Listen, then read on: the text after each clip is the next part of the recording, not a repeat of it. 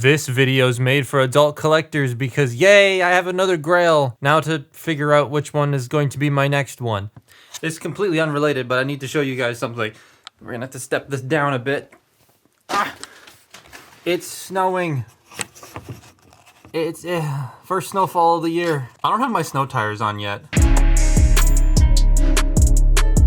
Another grail to check off the list. Once Lugnut was acquired, I needed another figure to call my, well, grail, and this thing quickly took that spot. Super Megatron. Oh wow, how I hunted for you at TFCon Toronto. I went to literally every booth both days and asked if they had one. Some said check back Sunday. When I did, they didn't have any, and some sold them to the vendors on Friday. This one I got off of Bai. I caved and I shipped one. But boy, am I glad I did. This thing is super cool. A bit jank, but it is still so neat. He's a quad changer, reminding me of Marauder Megatron, but it's based off of the Galvatron tooling from Titan's Return, and it wears it better than Galvatron, I might add. It's so intimidating looking. Like, there is so much going on, but it's also coherent and cool. He is big. Like, that was the first thing that stood out to me when I took it out of the box, was he is tall and wide. He'd totally fit in a modern day leader class setting and standing next to figures like concept art Megatron and 86 Megatron. I really like the red. It's everywhere, but it's not messy. The missiles, bicep, elbow fins, those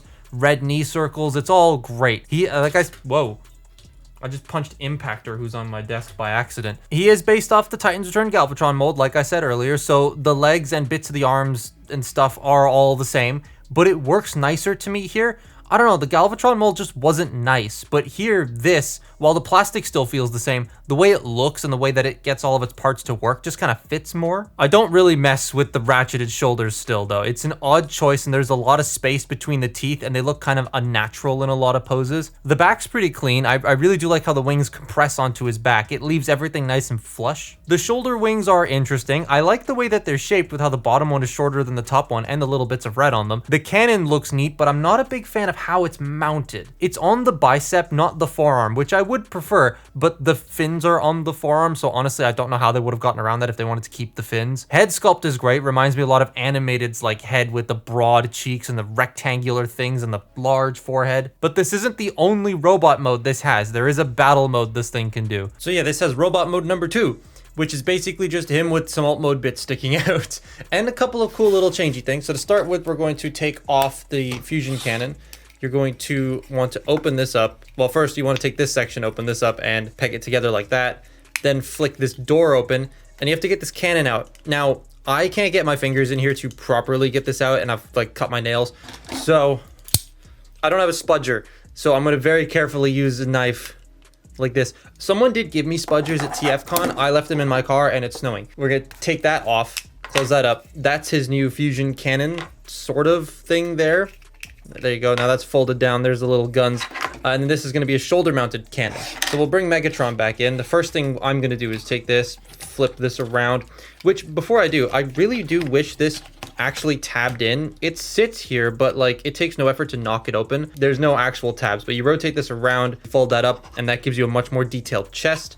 The head, it does the like legendary Optimus Prime thing where you fold this forward and then you got to rotate the face, but there's hardly any room to get in here and I don't want to scratch the paint on the face, so I have to be very careful. But you rotate that 180 degrees, close that up. There's his battle mask. Then we are going to take the wings and bring them out on either side. Then the shoulder cannon will peg into the top. It is a very stiff connection on mine. Like you gotta really sort of wiggle it, force it, and hold the hinge, otherwise it will pop out. And then you plug the new fusion cannon on. So, and there you have Super Megatron in his other mode. That Last Night-esque face is so cool looking. That's the face I'm going to have out on mine permanently. The cannon shrinking is a bit strange and weird, but I like the new shoulder turret. I just wish a bit more changed when you get into this mode. Still though, I'm gonna keep it like in mostly the stock configuration, but with the cannon stock, that battle mask head, and the battle mode chest. It's my toy. That's how I'm gonna display it. So I'm just gonna leave him like this for the articulation, because then it means I can show you how the cannon works and stuff like that. But he is actually quite modern. Like Galvatron was a pretty articulate figure for the time. Even though he's missing wrist swivels, he was still pretty good. The head is on a ball joint. You get some really nice tilt, but because of the way that the head is shaped, he can only look left and right that far. You can sort of get it to look up a bit to try and flick it around, and you can, but then he's always looking up. So like if you want him looking straight on, he can only look left and right that far, but he can look up that far. And look all the way down into his chest because of the hinge, but it does unpeg the chest there when you go to make his head look down, which is a little unfortunate. These shoulder pads, they can move out of the way to accommodate the shoulders, so they can go all the way up that far. They can't do a full 360 because these are in the way. And then to move the shoulders out, right, they go out that far before this bit starts bumping into here, so you do have to move these out of the way to get the shoulders to go all the way out. And again, the ratchets are weird. He does have a bicep rotation. All of the red, by the way, is painted, not like cast plastic, so this is entirely painted. You do get a double jointed elbow and then nothing at the wrist. It can go in, but like that's for transformation. There's no rotation there. The waist is funky. So when you have the wings folded up like this, his waist only really rotates about that far either way. You can move the wings out like this to allow for a full waist rotation. Excuse me. It's the hip skirts. They bump into these flat parts right here. But if you have him in like other mode where his wings are out, they don't get in the way at all. Which, by the way, the wings can flap and then they can go up and down as well. The hip skirts on mine, especially this one, likes to fall off a lot. But they do move out of the way. The hips can go forward that far. They can go back that far with the wings back here. If you have the wings out, they can go back even further. You do have a full split. You have the thigh rotation there. You have a single jointed knee that bends 90 degrees. And if you like open this up, you can cheat the knee to get the knee to come up higher, but then you do have the tread sticking out. And then the ankles can wiggle, and then you have a little bit of a tilt. So he is fairly posable for a mold that came out back in what, 2015? This toy I think was 2020, but the mold was 2018, and it's, or 2015, and it's still pretty articulated, which I like. Oh, and this cannon here can go up and down and rotate left and right, and then this one can rotate on its 5mm peg. Hooray. It's such a neat looking robot. I like how most of the articulation also feels pretty modern, and he looks intimidating in almost any like mode you put him in. Much like concept art Megatron, he can become a tank and a jet. But unlike concept art Megatron, they actually look good. I mean, while concept art Megatron's alt mode, like his tank works fine, his jet is not great. But I'm not here to talk about concept Megatron. I've already done that. Super Megatron time. So with Titan's Return Galvatron, right, you go into cannon mode, which had tank tread, so it was technically like a mobile turret mode thing. The legs have a very specific configuration. The arms have a very specific configuration. But here, for this figure's tank and jet mode, the configurations are reversed, which I think is kind of funny. So to start with, we are going to take the cannon off and this turret off, and we're just gonna put it back in here. And the turret is then just gonna go off to the side. You wanna leave this chest piece out. It came packaged with this flipped up in jet mode, so that's what I'm going to do. But you flip that up. We're gonna fold the wrists in place. Then you want to bring this up. This tab's going to go into that slot there. Once that's all lined up, make sure the arms are like stock straight. Then we're going to fold out the wings on both sides. We're going to take the chest, open it up, fold the head in. Doesn't matter what mask you have down, but it does matter what chest plate you have to fold the head in and fold this up. And it has to be this way because it won't fit the other way. So you do that, fold these wings up, bring this down, but not all the way. We're just going to leave it there for now.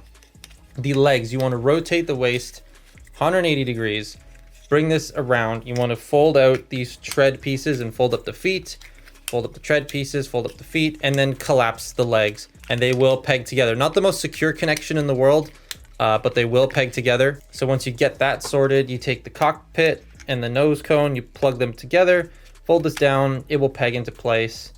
And that is Super Megatron's jet mode. Very easy transformation to do.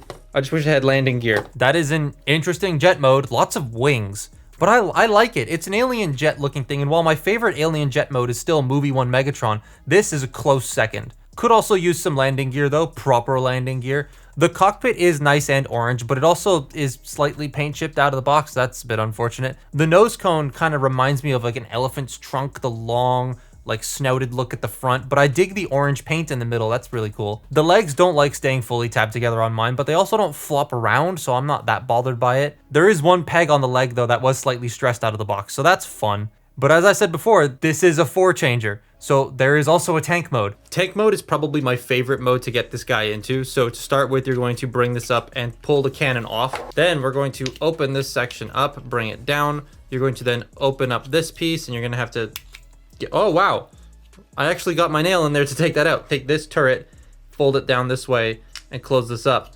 And then that's going to be the tank turret. Then we're going to take Megatron here. We're going to open up the legs, just bring them down like that. Fold these sections up, on both sides.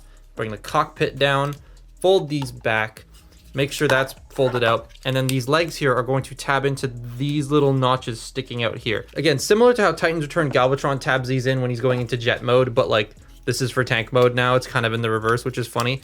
But you get that all situated. I did this wrong. You want to take this off, unfold out the wings, and then rotate the waist. That's an important step, because once you get it all back into like proper spot, the treads are facing down, which is where they need to be, as they don't like to stay. Once you get all that put together and lined up, you take the turret. This gray peg is going to peg into here, because if you use this one, it's not going to, like, these wings are going to get in the way.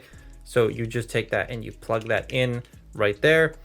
And there you have the tank mode, which is my favorite mode of this set. I think this looks awesome. I really like this tank mode. It looks dumb, but I dig it. I love how piercing the front is and how it's kind of H-tanky. Even the back treads are just rinky-dinky nothing, but it looks stupid and I love it. The treads at the front are a bit loose on mine, which is a tiny bit annoying. There are tabs, but they don't actually like hold in place. It's just sort of our suggestions. The turret can rotate and go up and down in 2 spots. Take that, Studio Series Brawl. I do prefer folding these back wings on mine though.